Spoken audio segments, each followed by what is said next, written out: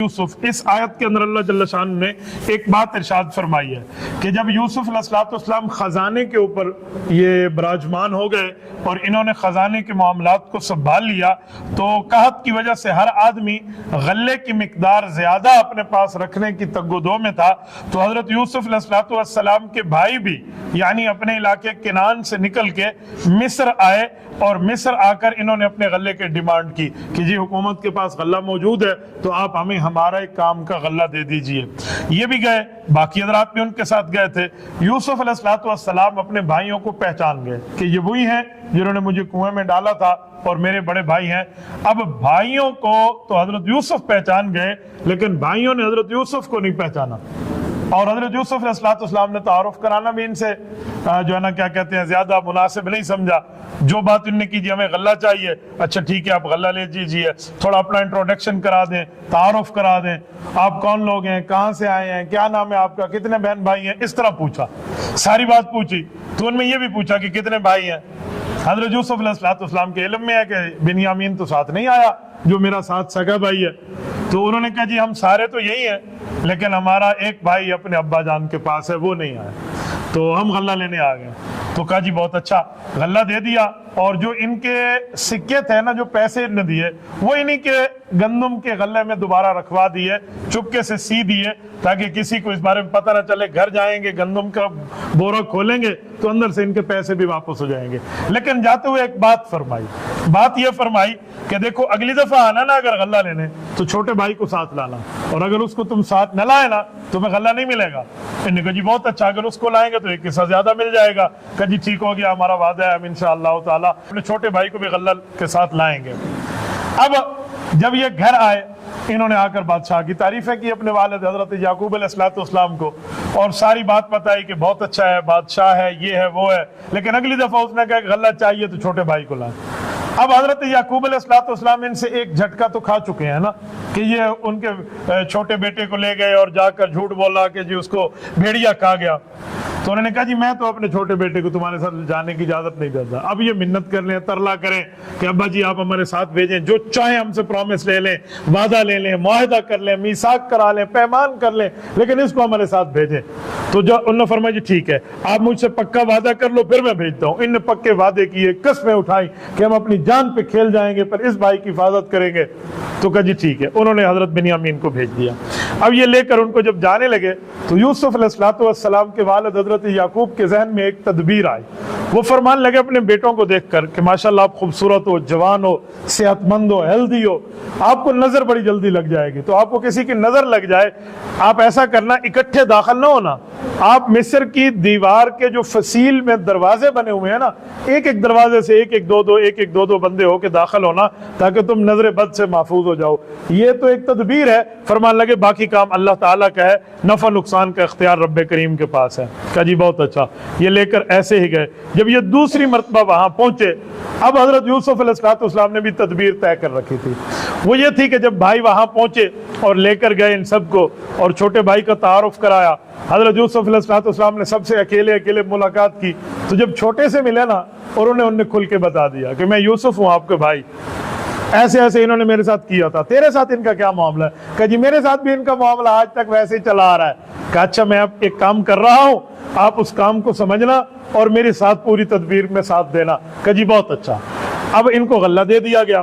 गल्ला देने के बाद जब ये निकलने लगे तो हजरत यूसुफ अलैहिस्सलाम ने जो सरकारी पैमाना था ना सोने का वो एक अपने नौकर से कहकर इनकी बोरी में बंद करवा दिया और सी दिया। और इनने कहा जी ठीक है हम जाएं। कहा ठीक है आप लोग जाओ, लेकिन एक मिनट वो कुछ कह रहे हैं, क्या कहते हो? उन्होंने कहा जी हमारा वो पैमाना गुम हो गया। जी लोगों से ढूंढो कहाँ है। उस जमाने में हजरत याकूब अलैहिस्सलाम की शरीयत का मसला यह था कि चोरी का माल जिससे बरामद होता उसको अपने पास बिठा लिया जाता जब तक वो मामला पूरा ना होता। तो वो गल्ले में जो सिया था ना वो हजरत बिन्यामीन के बोरे में सिया था। वो जो खोला गया तो हजरत बिन्यामीन के बोरे से निकला। तो उन्होंने कहा ये आ गया, अब आप लोगों की सजा यही है, इसको यहाँ बिठा दो। अब जब उन्होंने बिठाने की बात फरमाई इनके तो मुंह पीले हो गए। तो कहा क्या हुआ? कहा जी बस कुछ वजह है। कहा जी बोलो तो सही। अब भाइयों ने एक जुमला कहा। कहा जी इनका एक भाई था यूसुफ, उसने भी एक चोरी की थी। अब हजरत यूसुफ अलैहिस्सलाम सुन रहे हैं, आज ये उसका भाई है, उसने भी चोरी की है। अब पता है वो चोरी वाला मामला क्या था? چوری والا یہ تھا کہ حضرت یوسف علیہ السلام چھوٹی عمر میں تھے اور اپنی پھپھو جان کے پاس زیر پرورش تھے، وہاں ان کے یہاں پرورش ہوتی، پھپھو بڑا پیار کرتی تھی حضرت یوسف سے۔ حضرت یعقوب علیہ السلام گئے، ایک عرصہ ہو گیا، آپ نے بھتیجے کو پال پوس لیا، اب مجھے دے دو میرا بیٹا۔ تو انہوں نے کیا کیا، ان کی کمر کے ساتھ ایک چھوٹی سی چادر باندھ لی، اوپر کپڑا پہنا دیا ایک لمبا سا چوغا۔ تو جاتے ہوئے کہا میرا کپڑا تو اس نے چرا لیا، لہٰذا اب شریعت کا مسئلہ ہے، یہ میرے پاس ہی رہے گا۔ وہ محبت کی وجہ سے اپنے پاس بٹھا دیا۔ حضرت یعقوب کو پتا تھا، بھائیوں کو پتا تھا، سب کو پتا ہے کہ پھوپھو پیار کرتی ہے اس لیے ساتھ بٹھا رہی ہے۔ تو یہ اس واقعہ کو کہہ رہے ہیں، حالانکہ ان کو پتہ ہے کہ وہ چوری نہیں تھی۔ تو کہ اس کا ایک بھائی یوسف تھا، اس نے بھی چوری کی تھی، آج اس کے بھائی نے بھی چوری کیا۔ حضرت یوسف فرمانے لگے جو بھی معاملہ ہے یہ یہاں رہے گا، جاؤ کوئی اور معاملہ کرو۔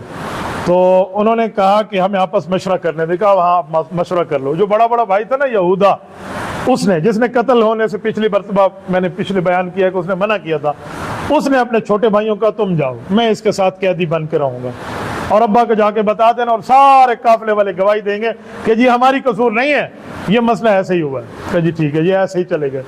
یعقوب علیہ السلام کو رب کریم کی طرف سے کچھ معاملہ آہستہ آہستہ سمجھ آنا شروع ہو گیا کہ جی ایسا نہیں ہے۔ بہرحال انہوں نے فرمایا کہ میں اپنے اس دکھ کو اللہ کے سپرد کرتا ہوں، رب کریم سارا معاملہ ٹھیک فرمائیں گے۔ ایک عرصہ گزرا، ایک عرصے کے بعد غلہ ختم ہوا، تو حضرت یعقوب علیہ السلام نے اپنے باقی بیٹوں کو کہا کہ جاؤ یوسف کا بھی پتہ کر لو کہ وہ کہاں ہے، اور بنیامین کا بھی پتہ کر لو، اور کسی ترتیب سے اسے چھڑا کے لے آؤ۔ انہوں نے کہا جی بہت اچھا۔ یہ اب تیسری مرتبہ آئے ہیں، اور ادھر آئے اور ادھر آ کر ان نے کہا کہ ہم غلہ لینے آئے ہیں، یہ پیسے لے لیں، اس کی بقدر ہمارے چھوٹے بھائی کو چھوڑ دیں، کیونکہ ہمارے ابا جان بہت بزرگ ہیں اور وہ اس کے بارے میں پریشان ہیں۔ جب یہ ساری بات انہوں نے آ کر بتائی نا، اب حضرت یوسف علیہ السلام نے پھر کھل کے اظہار فرمایا کہ یہ بتاؤ تمہارا جو یوسف بھائی تھا اس کے ساتھ کیا ہوا۔ جب ان نے یوں کہا نا حضرت یوسف علیہ السلام نے، ان نے آنکھوں سے دیکھا تو چہرے کو پڑھ لیا کہ یہ تو یوسف لگتا ہے یار۔ تو وہ کہنے لگے آپ یوسف تو نہیں ہے کہیں۔ بہرحال وہیں ساری بات کھلی، تو پھر انہوں نے معذرت کی۔ تو یوسف علیہ السلام نے فرمایا ٹھیک ہے، اللہ محفوظ فرمایا آپ کو، جاؤ ابا جان سے کہو وہ بھی آئیں، اماں بھی آئے، اور سارے خاندان کے لوگ بھی ہمارے پاس آئیں، میں انشاءاللہ شہر سے باہر نکل کے ان کا استقبال کروں گا۔ یہ کنعان ہے، عراق ہے، اور وہ مصر میں ہے۔ کہا جی ٹھیک ہے ہم جاتے ہیں۔ جاتے ہوئے حضرت یوسف علیہ السلام نے اپنی قمیص دے دی تھی کہ جاؤ یہ ابا کے چہرے پہ پھیر لینا، انشاءاللہ فائدہ ہوگا۔ یوسف علیہ السلام کی وجہ سے یعقوب علیہ السلام 40 سال روئے تھے۔ وَبِيَضَّتْ عَيْنَاهُ مِنَ الْحُزْنِ وَهُوَ كَظِيمٌ۔ رب فرماتے ہیں کہ ان کے سینے میں یہ غم بیٹھ گیا تھا تو آنکھوں کی بینائی چلی گئی تھی، اتنا روئے تھے اپنے بیٹے کے لیے۔ اب جب یہ گئے نا، ابھی پہنچے نہیں تھے شہر، اس ملک سے نکلے اس ملک میں ابھی انٹری ہو رہی ہے کہ یعقوب علیہ السلام پہ رب کریم نے وحی بھیجی، اور انہوں نے اپنے پوتوں کو، اپنے نواسوں کو اور اپنے قریبیوں کو اور ساتھیوں کہا کہ انی لاجد ریح یوسف، مجھے یوسف کی خوشبو آ رہی ہے۔ چھوٹے بچے ایک دوسرے میں کہنے لگے ہمارے دادا جان بوڑھے ہو گئے ہیں، اور بوڑھے آدمی کو ویسے ہی خیالات آتے ہیں، اتنے عرصے سے اپنے بیٹے کے لیے رو رہے ہیں نا، تو اس لیے خیالات ہی آ رہے ہیں۔ لیکن ہوا یہ کہ جب بھائی پہنچے اور ساری کارگزاری بتائی، اور پھر وہ قمیص ان نے اپنے چہرے پہ ڈالی، تو فرتد بصیرا، ان کی آنکھیں دوبارہ لوٹ آئی۔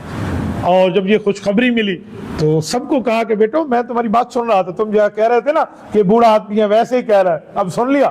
تو سب نے کہا جی ہم اپنی غلطی کی معافی مانگتے ہیں۔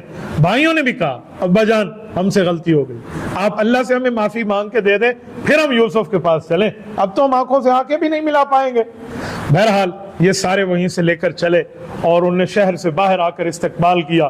جب یہ وہاں گئے تو اس زمانے میں ان کی شریعت میں ایک مسئلہ ہوتا تھا کہ کسی اچھے بندے کا شکریہ ادا کرنے کا طریقہ یہ تھا کہ اس کے سامنے سجدہ کر لیتے تھے، اسے کہتے تھے سجدہ تعظیمی، جو ہماری شریعت میں منع ہے، یہ اس شریعت کا مسئلہ تھا۔ تو سب نے سجدہ تعظیمی کیا، بھائیوں نے بھی، حضرت یعقوب نے بھی، اور ان کی اماں نے بھی۔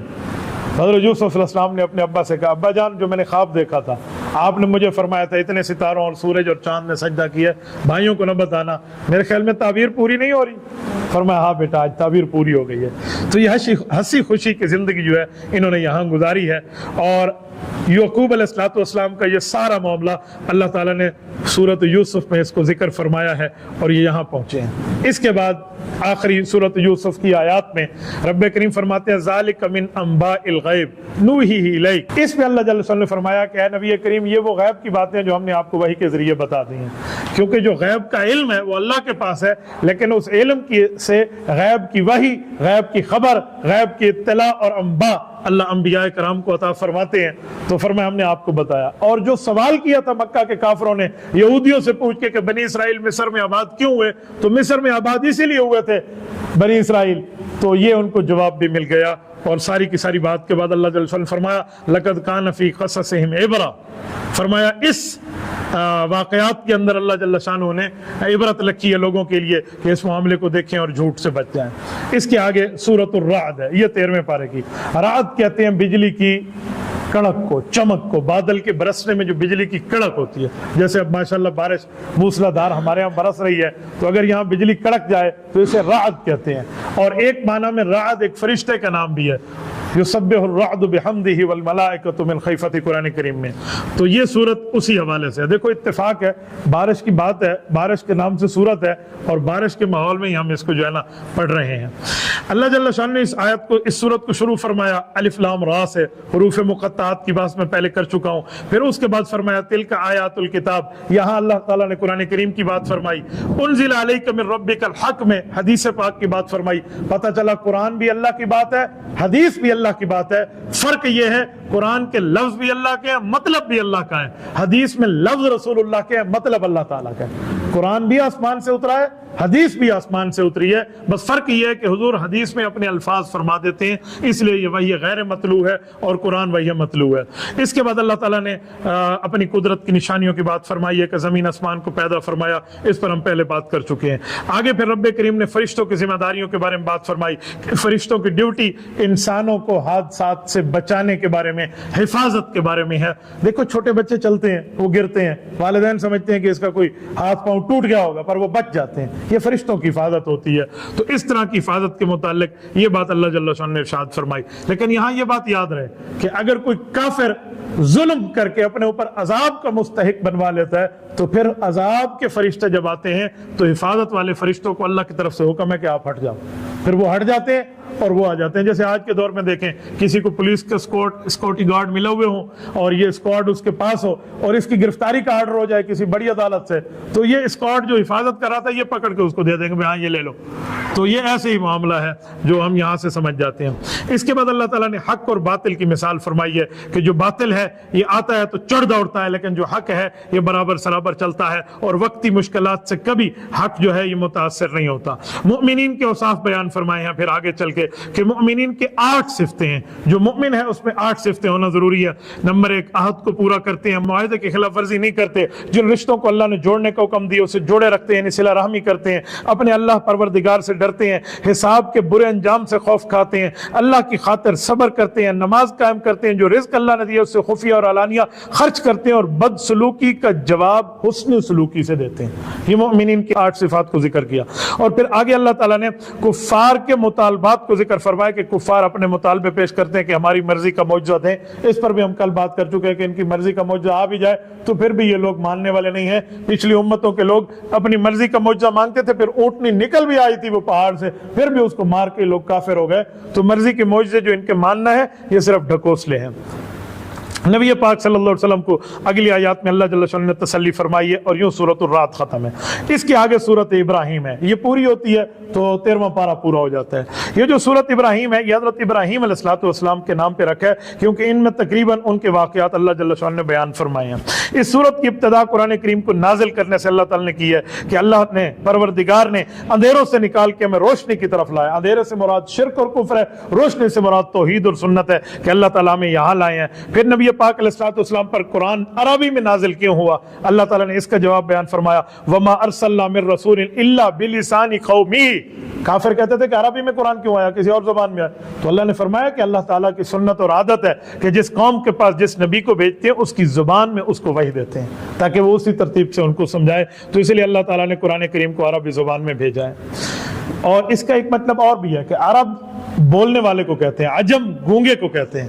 تو نبی پاک کو وہ زبان عطا فرمائی جس زبان کے معنی میں بھی عیب نہ ہو، کہ اس کو گونگا کا لفظ نہ ہو، اس میں عزت والا لفظ ہو۔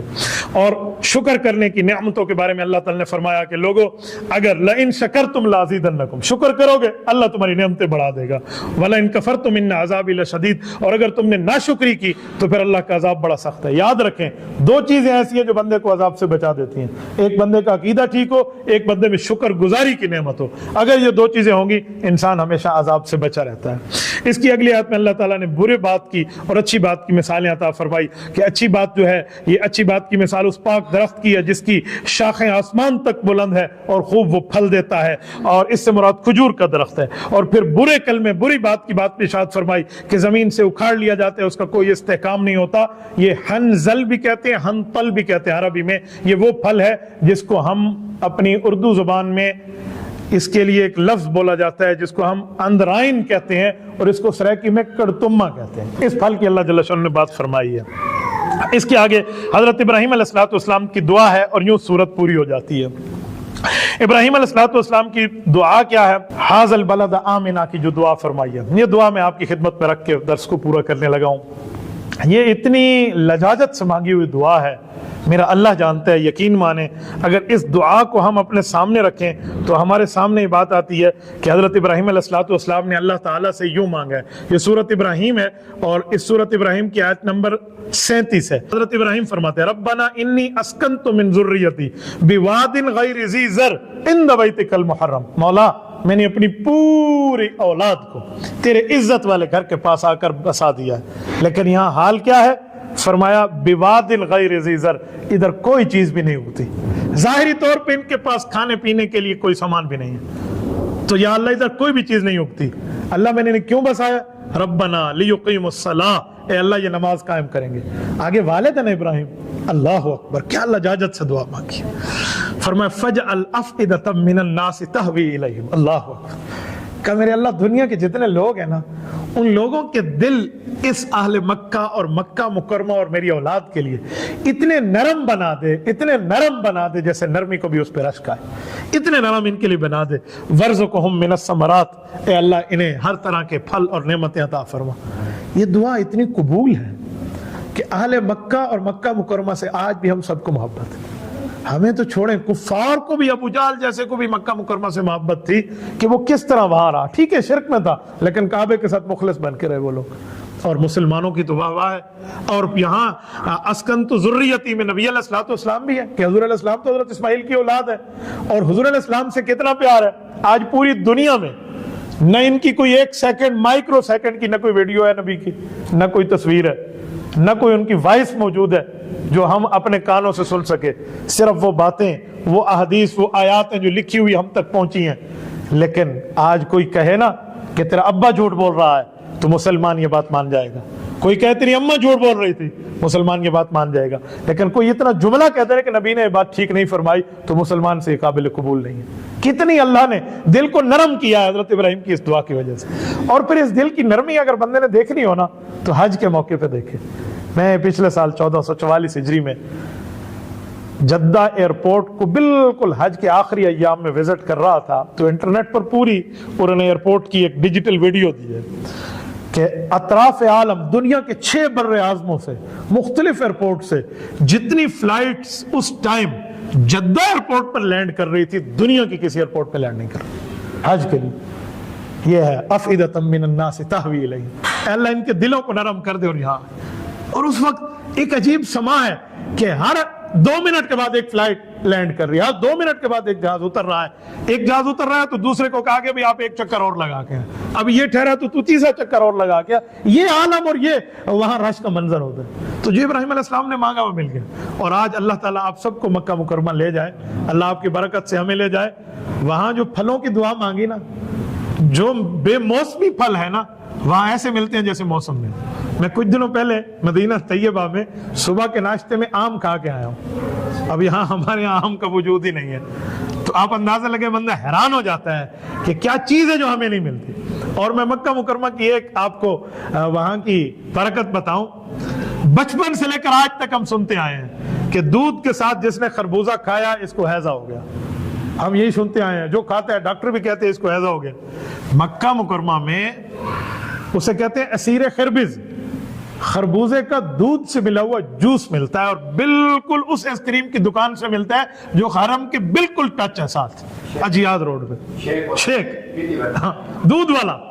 حضرت کسی قسم کا کوئی وہاں پر نہ کوئی ہیضہ ہوتا ہے نہ کوئی تکلیف ہوتی ہے، اللہ ہم سب کو عطا فرمائے۔ تو میں نے یہی کہا کہ جو دعا مانگی نا وہ اللہ تعالیٰ نے ایسے پوری فرمائی ہے نا، اس دعا پر بھی دعا مانگنے والے کو رشک آ جائے۔ اور یہی دعا مانگ کے حضرت ابراہیم علیہ السلام نے یہ بات فرمائی، تو اللہ جل شانہ نے اس کے اوپر سورت ابراہیم کو اور 13ویں پارے کو تقریباً ختم فرمایا، اور فرمایا کہ دیکھیں معلوم ہوا کہ اپنی اولاد کے لیے رزق، امن، برکت کی دعا انبیاء مانگتے تھے، تو تمہیں بھی چاہیے کہ اپنی اولاد کے لیے مانگیں۔ تبھی فرمایا گیا کہ اولاد کے لیے والدین مانگیں تو اللہ کے عرش میں اور اس والد کی دعا میں کوئی پردہ نہیں ہوگا، ڈائریکٹ اللہ کے عرش پہ پہنچے گی۔ اس پر یہ ختم ہوا۔ پر سورت ہجر کی ایک ہی آیت ہے، انشاءاللہ اس کو کل 14ویں پارے میں ہم ساتھ لیں گے۔ جزاکم اللہ تعالی۔